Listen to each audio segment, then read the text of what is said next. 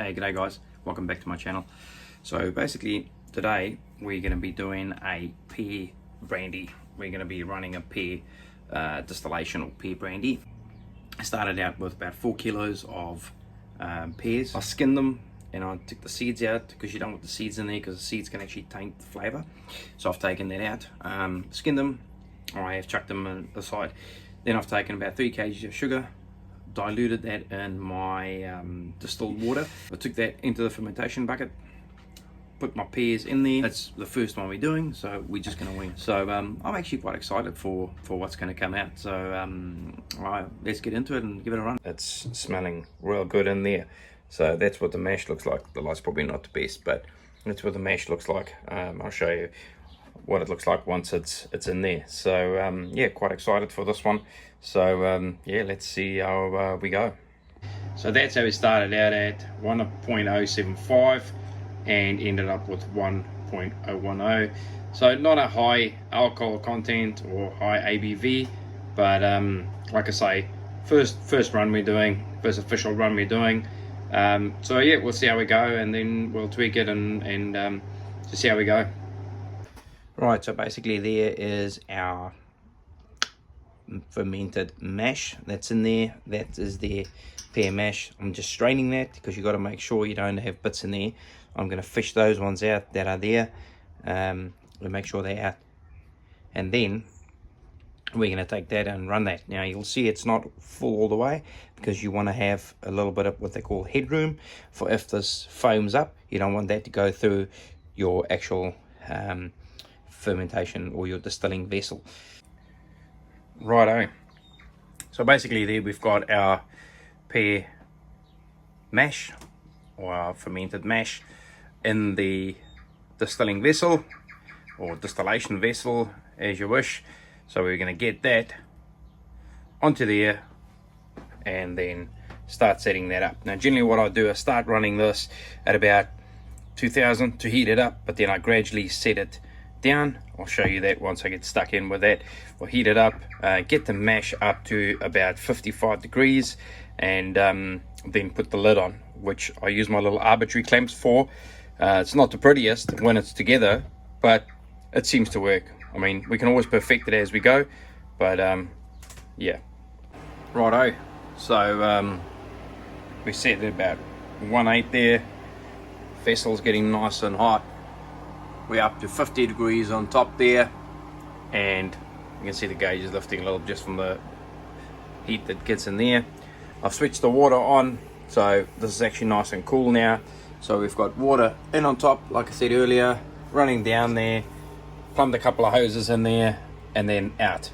So just to keep us cool, because that's the critical part, to keep that cool at a nice cold temperature to cool down, and then that's where the lovely juice comes out. So let's start getting the clamps on there, clamp it off, and get our temperature up in our gauge there, and start making some spirits. Here we go. Righto, so on our gauge we're up at about 50 degrees, just over 50 degrees, and now it's time to clamp this on. So like I say, I've got a silicone ring on there. That ring, I just ensure it's nice and centered on there. It does fit on there quite snugly, and then I clamp it off like that, because you've got to make sure that that's clamped properly so that it doesn't actually come out of here, because you get the steam and the water escape in there. The reason why I went for the induction plate is you can use a gas burner as well. My only concern with the gas burner was that obviously we're working with alcohol in a confined space, producing alcohol, potentially high alcohol content. So yeah, we probably want to take it easy, and I think this is just easy. Got plug points, so we're good. So we'll adjust the temperature on this according to there, because we want to just push it up nice and 60, probably between 60 and 70 I'd say, and then we just adjust this accordingly, because we don't want it to boil and foam up too much. Because remember earlier I said that rivet, that's the head section, because we don't want it to foam too much and actually push up and foam and come through this pipe there. Righto, so basically that's our setup. I've just cranked that up a wee bit more.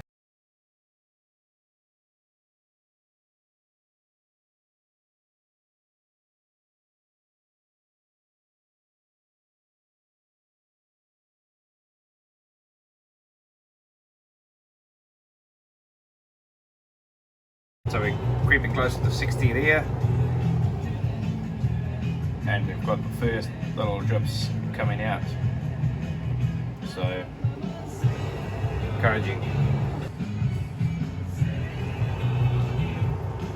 So we're pushing about 62, 63, going towards 64 degrees there, and we've got a steady stream running there. So now we'll just have to set the temperature lower, so I've gone down to 1000.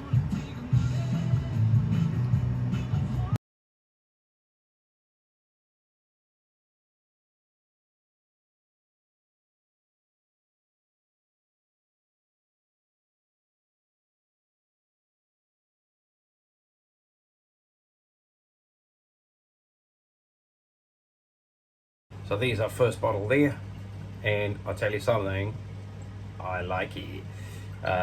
Really nice. It's got some nice flavour coming off. You can really smell the pear in there. Probably a little bit volatile. We'll still put some wood chips in there.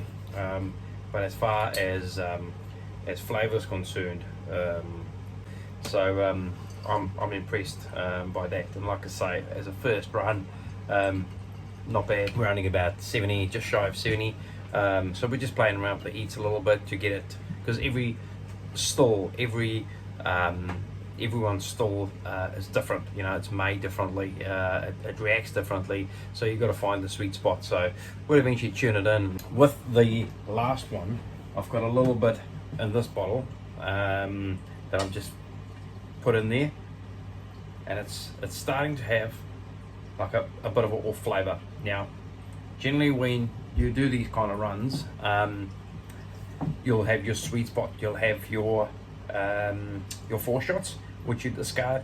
Then you have your heart section, which is basically the middle section, and then you'll start having the tail section. Now the tails is towards the end of the run, where it extracts a bit of different flavour out of it, and those are normally not the ones you really want. But what I've seen guys do, and I'm probably going to experiment with this once I have a bit more tails saved up, they actually do, and they utilize that in runs, because essentially it's alcohol that you're wasting. You know, you want to utilize that. So I'll just collect them as time goes by, and you know, bunch them together and do it in a run. You know, but that's further down the line.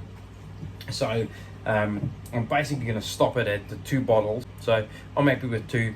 Now also what we're going to do is, with these, we're going to put some wood chips in there. We've got 2 bottles out. Happy with the flavours in there as it is. As it came off the still, I was tasting it, and I'm pretty happy with that.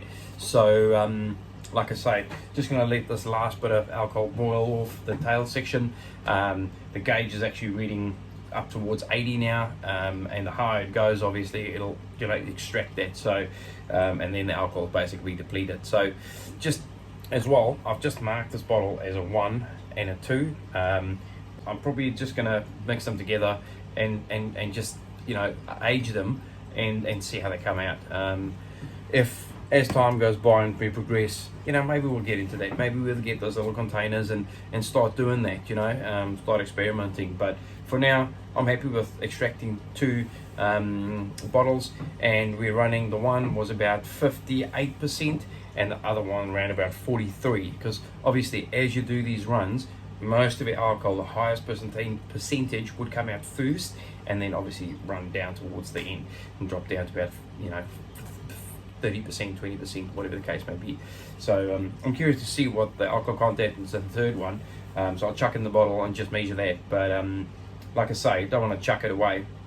We want to utilise that further down the line. And I mean, I won't spoil it, so it'll be in a sealed bottle.